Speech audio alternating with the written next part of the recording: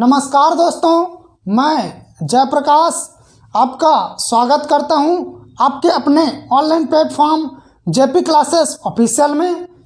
आज हम पढ़ेंगे पर्यायवाची। सबसे पहले हमको यह जानना चाहिए कि पर्यायवाची होता क्या है। पर्यायवाची ऐसे शब्द जिनका समान अर्थ हो वह है पर्यायवाची। साधन या समान रूप से अर्थ देता है वही है पर्यायवाची। अब देखते हैं, परिभाषा देख लेते हैं या पर्यायवाची देख लेते हैं। ऐसे शब्द जिनका समान अर्थ हो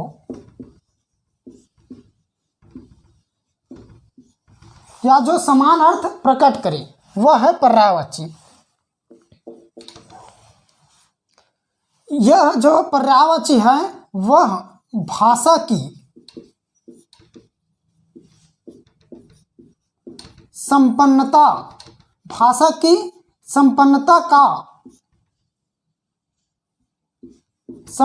का सूचक होती है। भाषा की संपन्नता का सूचक होती है। अब देखते हैं पर्यायवाची का प्रकार। पर्यायवाची के प्रकार में 3 प्रकार हैं: पूर्ण पर्यायवाची, अपूर्ण पर्यायवाची और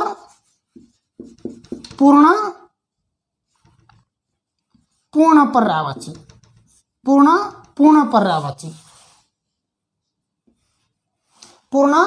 पूर्ण पर्यायवाची। जनरली दोस्तों ये प्रकार नहीं दिया रहता है बुक में। अब आगे बढ़ते हैं। पर्यायवाची को अन्य नामों से भी जाना जाता है, जैसे प्रतिशब्द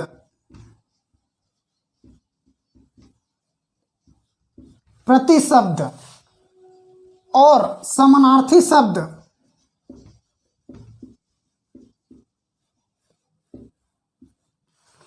आप लोग जानते ही होंगे समानार्थी शब्द। समानार्थी शब्द का अर्थ होता है जो समान अर्थ रखता हो वही है समानार्थी शब्द। और एक और होता है तुल्यार्थक शब्द भी बोलते हैं पर्यायवाची को।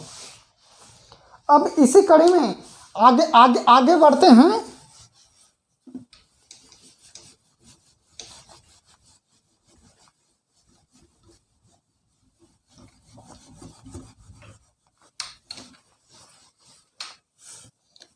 सबसे पहले देख लेते हैं जल का पर्यायवाची। जल का पर्यायवाची, फिर देखेंगे कमल का पर्यायवाची, उसके बाद देखेंगे बादल का पर्यायवाची, फिर देखेंगे समुद्र का पर्यायवाची।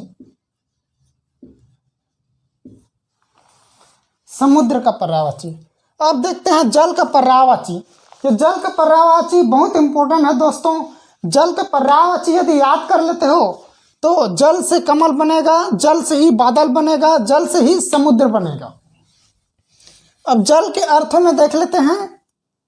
सबसे पहले जल ही होता है, फिर होता है नीर, फिर अंबु, वारी, पय, तोय, सलील, उदक और एक मेघ पुष्प।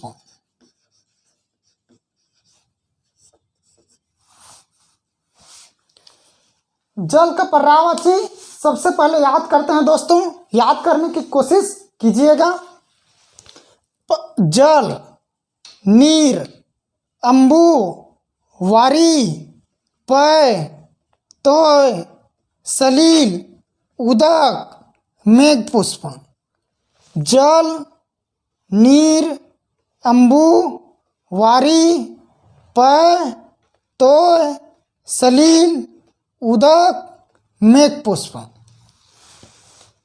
इस प्रकार दोस्तों जल का पर्यायवाची ये होता है। अब देखते हैं कमल का। कमल में जैसे जल में यदि ज जोड़ दिया जाए, यहां लिख रहा हूं ना, ये जल का अर्थ होता है पानी, जो लिखे हैं ये। फिर जल तो लिख लिया, लेकिन इसमें यदि मैं ज जोड़ देता हूं तो कमल का पर्याय वाची हो जाता है। तो अब ज लिखने से क्या हो गया, जो कमल हो गया। अब देखते हैं ज का अर्थ क्या होता है। ज का अर्थ होता है जन्म लेना, जन्म लेना, जन्म लेना। ज का अर्थ होता है जन्म लेना। जैसे जल, जल से जन्म लिया है कमल, जल से जन्म लिया है कमल, जल से उत्पन्न हुई है कमल। ठीक है दोस्तों। वैसे ही नीर, नीर में यदि हम ज जोड़ देते हैं तो नीरज, नीर मतलब जो पानी, पानी में जो जन्म लेता है वह है कमल। वैसे ही अम्बु, अम्बु में यदि ज जोड़ दिया जाता है तो हो जाएगा कमल, अम्बुज। वारिज, वारी तो है, इसमें ज जोड़ दिया जाए तो वारिज हो जाएगा। वारिज का अर्थ होता है कमल। वैसे ही पय, पय है तो पय, लेकिन ज जोड़ोगे तो पयोज हो जाता है, पयोज। जैसे इसका संधि विच्छेद करते हैं तो पयः धन ज, पयः धन ज होता है, इसीलिए ये पयोज हो जाता है। ओके दोस्तों। अब देखते हैं इसी कड़ी में, इसमें ज जोड़े तो कमल हो गया, इसमें द जोड़ेंगे तो बादल हो जाएगा। द मतलब होता है देने के अर्थ में होता है। ये जन्म लेना या उत्पन्न होने के अर्थ में है। ये द मतलब देने के अर्थ में, देने के अर्थ में। और एक अर्थ और होता है धर, धर का अर्थ होता है जो धारण करते हैं, धारण करने वाला, धारण करने वाला। इसी कड़ी में आगे बढ़ते हैं। जल, जल में ज जोड़े तो कमल, जल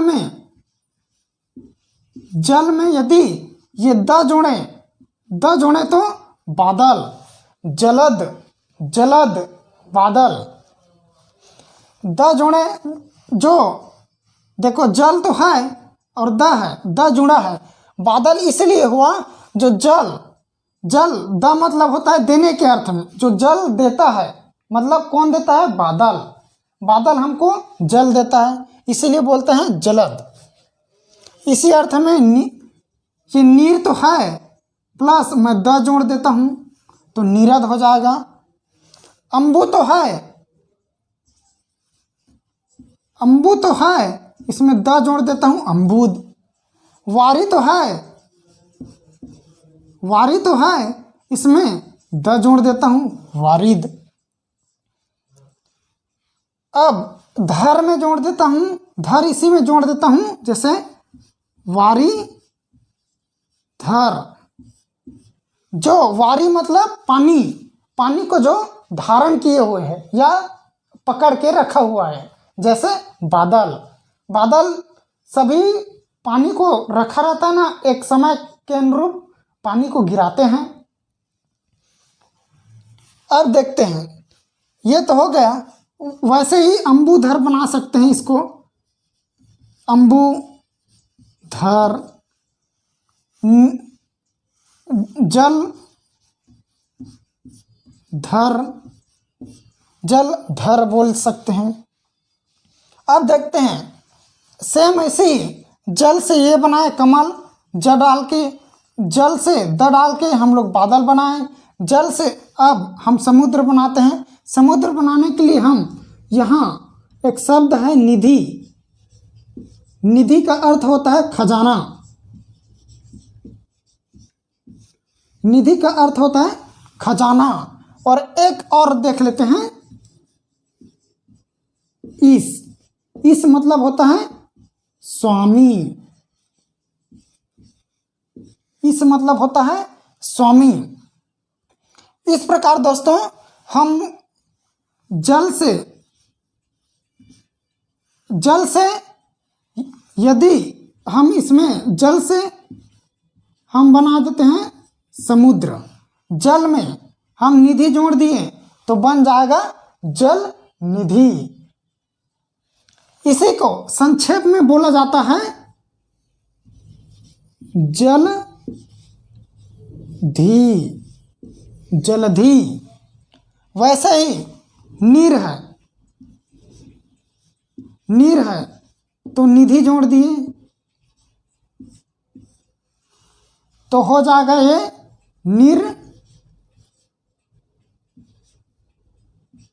निरधि। वैसे ही अंबु में निधि जोड़ दिए तो ये हो जाएगा अंबुधि। वैसे ही वारी, वारी में निधि जोड़ दिए तो हो जाएगा वारिधि, वारिधि। अब हम इस जोड़ के बना देते हैं, जैसे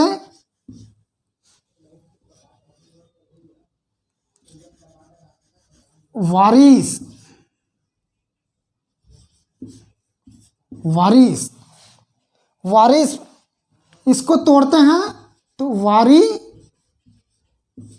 धन ईस, ये ईस को जोड़ा हूं तो जो वारी, वारी मतलब जल का स्वामी हो। जल का स्वामी मतलब सभी जो नदी है, नदियों से पानी बहाकर लाते हैं तो वह समुद्र में इकट्ठा करके रखते हैं, इसीलिए उनको बोलते हैं वारिस का, क्योंकि जो पूरा जल के स्वामी है वो समुद्र, इसीलिए बोलते हैं वारिस।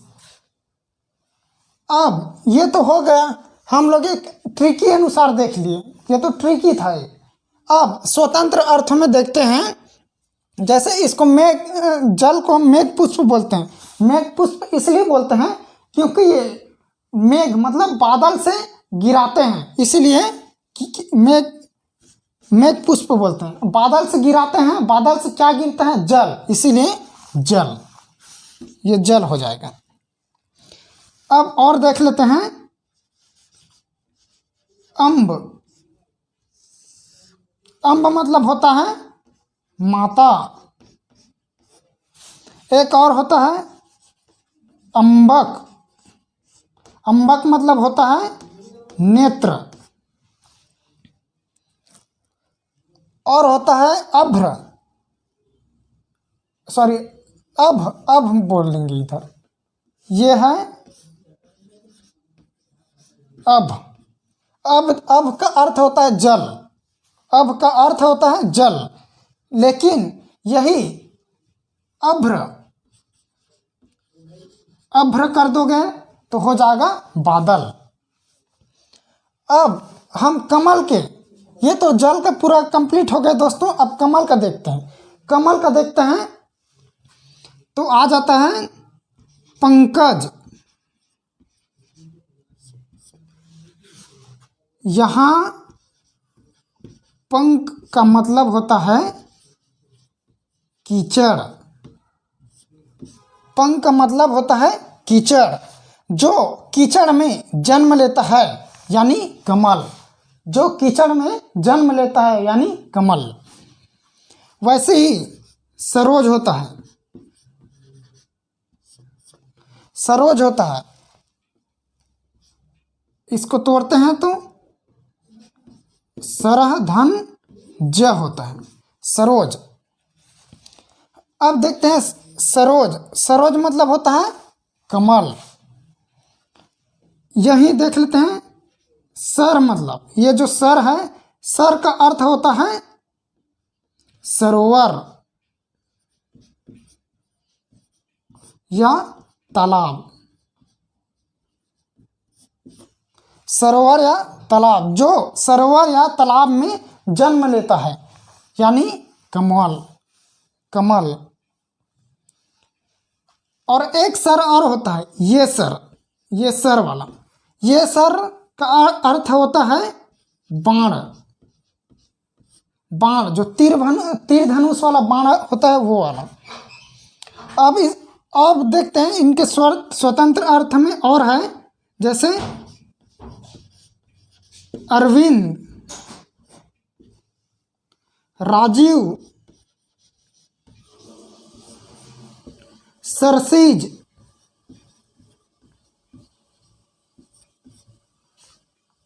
कुंलय,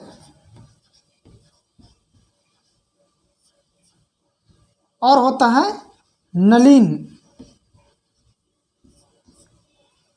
नलिन। नलिन। अब आता है दोस्तों, अब कमल के पर्यायवाची में और कुछ बच गया है, जैसे अब्ज, कंज,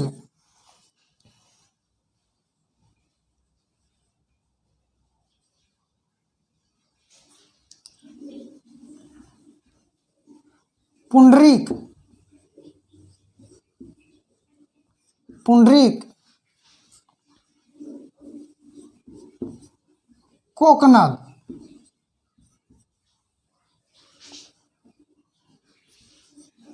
इंदिवर।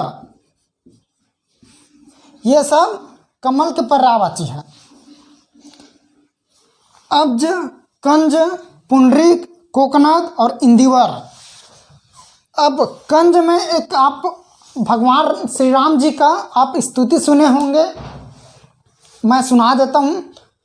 श्री रामचंद्र कृपालु भज मन हरण भव भय दारुणम नम कंज लोचन कंज मुख कर कंज पद कंजारुणम कंदर्प गणित अमित छवि नव नील नीरद सुंदरम पटपीत मानहु तड़ित रुचि सुचि नौमि जनक सुतावरम भजु दीन बंधु दिनेश दानव दैत्य वंश निकंदनम। तो इस प्रकार आगे और है। तो जैसे आता है नव कंज लोचन कंज मुख कर कंज पद कंजारुणम। ये तो कंज का बार बार उल्लेख आता है, इसमें कमल का बार बार उल्लेख आता है। अब पुंडरीकाक्ष है। पुंडरीकाक्ष है, पुंडरीक का जनरली हम लोग देखे हैं, जब शादी के समय दो पवित्र रिश्तों को बांधने के लिए मंत्र पंडित द्वारा बोले जाते हैं। मंगलम भगवान विष्णु मंगलम गरुड़ध्वज मंगलम पुंडरीकाक्षाय मंगलाय तनोहरि। देखो यहाँ पुंडरीकाक्षाय के रूप में आए हैं। तो पुंडरीक मतलब ये कमल का यहाँ उल्लेख आ रहा है, या कमल का उच्चारण आ रहा है। जैसे पुंडरीक का मतलब होता है श्वेत कमल। श्वेत कमल। पुंडरीक का मतलब होता है श्वेत कमल। श्वेत कमल का यहाँ आया, यहाँ उल्लेख हुआ श्वेत कमल का। अब कोकनद, कोकनद का मतलब होता है लाल कमल, लाल कमल। और इंदिवर का मतलब होता है नील कमल, जो नीला कमल होता है, नील कमल। ये कमल का पर्यायवाची कंप्लीट होता है दोस्तों। अब आगे बढ़ते हैं। ये बादल में, बादल को बोलते हैं अभ्र तो बोलते ही हैं, वर्त जन्या भी बोलते हैं, वर्त जन्या। और बोलते हैं अनंत भी बोलते हैं, अनंत। वैसे आकाश को भी बोलते हैं अनंत, अनंत इसको भी बोलते हैं। शून्य भी होता है, गगन भी होता है, और नभ भी होता है, नभ। यहाँ लिख रहा हूँ नभ। अब देखते हैं समुद्र का पर्यायवाची। समुद्र का पर्यायवाची में आता है आपका उदधि। उदधि कहाँ से आया है? ये उदक से, उदक से उदधि आया है, उदक से उदधि आया है। कंपति, कंपति इसलिए बोलते हैं दोस्तों क्योंकि समुद्र में जब लहर आती है, समुद्र में जब लहर आती है तो कांपते हुए प्रतीत होती है, या कांपते हुए हम लोग को नजर आती है। कंपति, उदधि कंपति। रत्नाकर, रत्न धन आकर, रत्न धन आकर। रत्नों का जो खान हो, आकर मतलब खान, रत्नों का आकर, रत्नों का आकर होता है समुद्र। जहाँ अनेक प्रकार के रत्न मिलता है वह है समुद्र।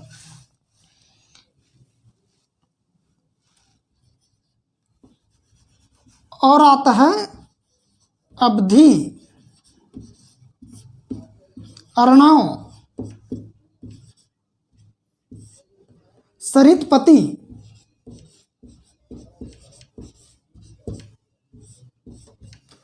अवधि, अर्णव, सरितपति। अवधि, अवधि कहाँ से आया है? ये जो अब्ज है, अब्ज से ही अवधि आया है, अब्ज से ही अवधि आया है। अर्णव, सरितपति। और आता है पारावर, पारावर, पारावर भी बोलते हैं, लेकिन पारावत में याद रखना दोस्तों कबूतर होता है। पारावत में कबूतर होता है, पारावर मतलब होता है समुद्र। कुछ इसमें और बता देता हूं आपको। जैसे जल, जल जो है एक ऋण शब्द है, जल एक ऋण शब्द है। जलज, नीरज, अंबुज, वारिज, पयोज जैसे ज जुड़ा है, ये सब योग ऋण शब्द है। ये योग ऋण शब्द है, ये तो ऋण शब्द है, ये योग ऋण शब्द है। और एक होता है यौगिक शब्द, एक होता है यौगिक शब्द। अब देखते हैं ऋण शब्द। ऋण शब्द क्या है? यौगिक, यौगिक शब्द क्या है? और योग ऋण, योग ऋण शब्द क्या है? ऋण शब्द देखते हैं दोस्तों। ऋण शब्द ऐसे शब्द जिनको तोड़ने पर उनका निश्चित अर्थ नहीं होता या निश्चित अर्थ नहीं निकलता। जैसे मैं लिख देता हूं जल, यदि हम इसको तोड़ते हैं तो ज में तोड़ेंगे और ल में तोड़ेंगे, लेकिन एक ल बस का कोई निश्चित अर्थ नहीं निकल रहा है और न ही ज का एक निश्चित अर्थ निकल रहा है। इसीलिए होता है ये ऋण शब्द। अब देखते हैं यौगिक शब्द। यौगिक शब्द जैसे दो शब्दों को मिलाकर बनाते हैं वह है यौगिक शब्द। जैसे दो सार्थक शब्द मैं लिख देता हूं, पाठ, ये ठ है, पाठ, धन, शाला। तो ये हो जाएगा दोस्तों पाठ शाला। ये हो जाएगा दोस्तों पाठशाला। अब देखते हैं योग ऋण। योग ऋण ऐसे शब्द जो यौगिक तो है पर वह तीसरे अर्थ को इंगित करता है, या तीसरे जो अर्थ निकलता है उसी को इंगित करते हैं। जैसे मैं ले लेता हूं यहां नीरज को ले लेता हूं, नीरज। इसका संधि विच्छेद करेंगे या तोड़ेंगे तो नीर आधा र, धन, रज, पूरा रज, नीरज। अब देखिए दोस्तों दो भागों में तो टूटा है, लेकिन यह तीसरे अर्थ को इंगित कर रहा है, तीसरे अर्थ को बता रहा है। जैसे नीरज मतलब कमल, नीरज मतलब कमल। दो भागों में टूटा है लेकिन कमल को बता रहा है। इस प्रकार दोस्तों आपको यह क्लास आपको समझ आया होगा। यदि आपको यह क्लास अच्छा लगा और इस प्रकार के ट्रिक जानना चाहते हैं तो हमारे इस चैनल को लाइक कीजिए, सब्सक्राइब कीजिए, फॉलो कीजिए और अपने दोस्तों के साथ शेयर कीजिए। धन्यवाद।